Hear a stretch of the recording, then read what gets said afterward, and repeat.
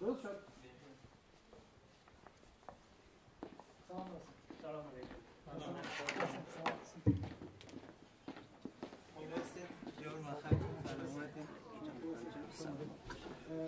عزیز بیا که بخیر این میزان رو طرف انتقال بتیم. سلام برسان. ساعت خوب است؟ بخیر هستی؟ بیا که کمک همین بسیم. همین میزان یکم پشت سر انتقال بتیم.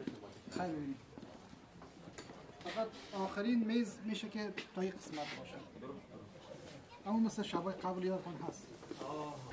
Under de 6,5 år som jag bott i Sverige har jag jobbat med olika saker.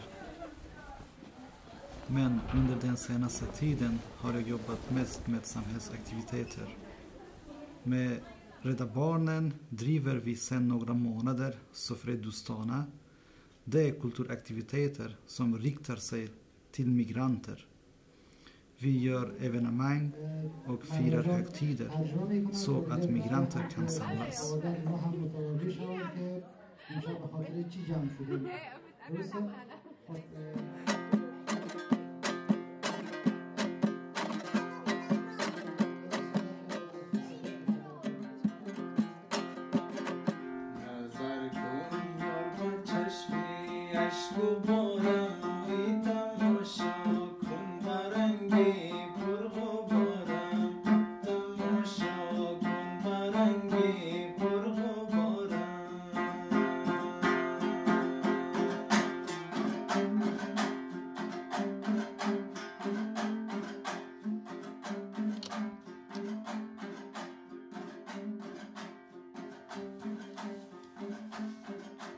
موسیقی را ما بیشتر شنیدم از دوست و اینکه توی کاست ها موقع کاست بود آهنگا رو گوش میکردیم و تمرین میکردیم. استاد خاصی هم نداشتیم، همینجوری خودآموز بیشتر یاد گرفتیم موسیقی را. فلسفهش همیه ولی یکی ما نمیکنیم دیگه مشکل مایه. Men jag tänker så här bara att vi går tillbaka till bis. För att fira Nauruz har vi mycket att göra. Vi hjälps åt mellan vänner. شما خوبین؟ خدا را شکر. خواستم که بپرسم از شما یا آمادگی گرفتین هستین بخیر با ما در برنامه نوروز و بیورکنیس بخیر می نوازین و می خوانین. ما داریم آمادگی می گیریم برای تجلیل سال نوروز و همچنان برای برنامه که در بیورکنیس قرار هفته بعدی برگزار شه. نوروز پس فردای فشار کار خیلی زیاده و کم استرس هم داریم. Vi ska bestämma vilka aktiviteter vi ska ha på Nauruzfestivalen. Vi måste finna artister som spelar, en teatergrupp, dansare och de som vill baka till festen. Allt detta diskuterar vi tillsammans.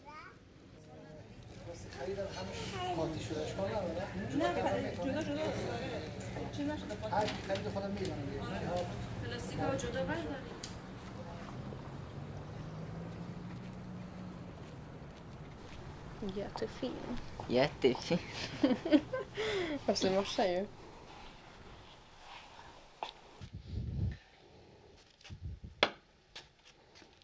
دخترم کجا هستی؟ یک förstår inte. Jag känner det här, i den här rollen som den här tanten, gammaltanten som kan inte höra, kan inte prata svenska och det är svårt med allting. Hämta kek. Jag förstår inte. Om vi tre ser att vi inte vet och Du måste sätta ihop dem. Ja, om vi tre säger att vi inte vet och ni två säger att ni vet, då kommer han säga till oss. Nu är problemet löst. به خاطر همین خمیره رو نتونستیم بیرون بذارم چون که گرمی دیش میخوره خمیره شروع میشه دیگه کار سخت میکنه. گفتیم که برای خمیره رو بیار به خاطر همون نشد بیار. این مرتبه اول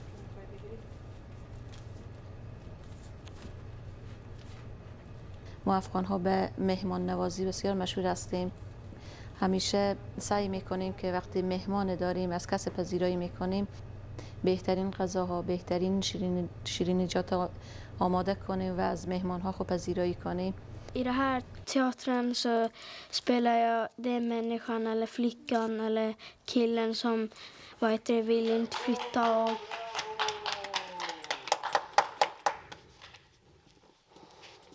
Jag vill inte flytta!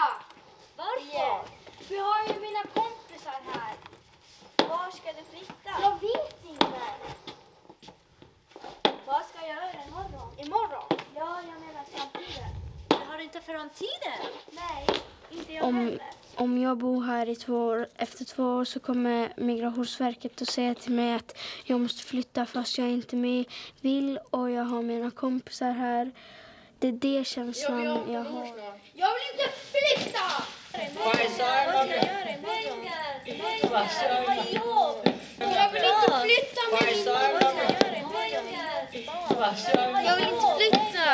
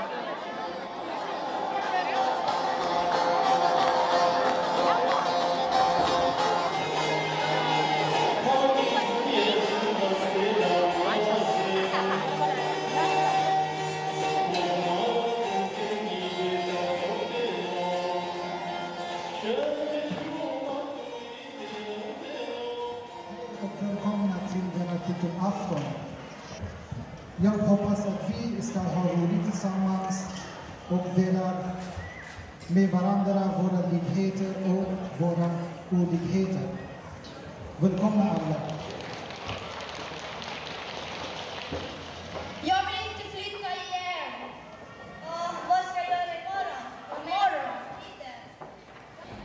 Jag vill jobba. Har du inte jobb? Nej, jag har inte jobb. Jag kan inte jobba och tjäna pengar. Varför? För att fråga om hon. Jag har inte 4 sista siffror. Nej, jag måste alltid räkna pengar. Jag vill inte flytta. Köpa handla mat.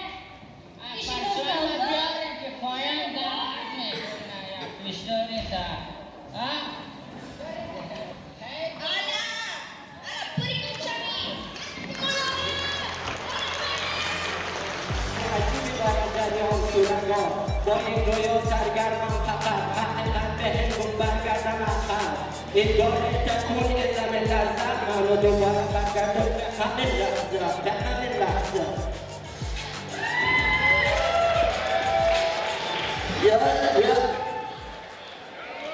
Kulturen är identitet, en oskiljbar del av människan.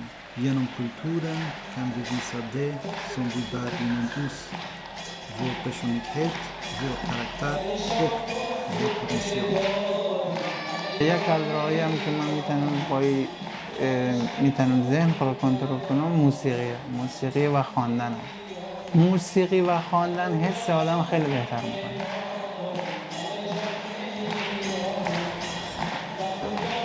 هدف اصلی از ما که برای این پروگرام اجرا کنم اینه که بتونم آدم ها را شاد کنم و بتونن حس بهتری داشته باشن تو لحظاتی که اونجا هستن، در تایمی که اونجا قرار دارن و اینکه خودم ببینم که چقدر میتونم اجرای بهتری داشته باشم، آزمایش برای خودم باشم.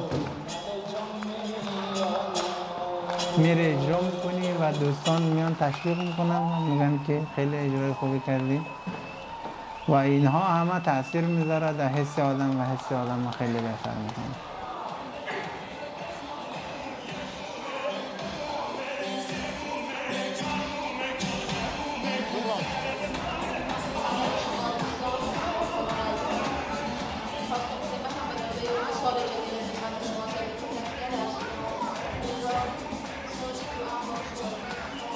مردم از برنامه ها خیلی زیاد استقبال کردن و با وجودی که هوا خیلی سرد بود، راه ها دور بود، اما مردم باز هم اشتیاق داشتن، انگیزه داشتن، می آمدن هر هفته و هر برنامه که داشتیم واقعا سهم داشتن و حضور داشتن.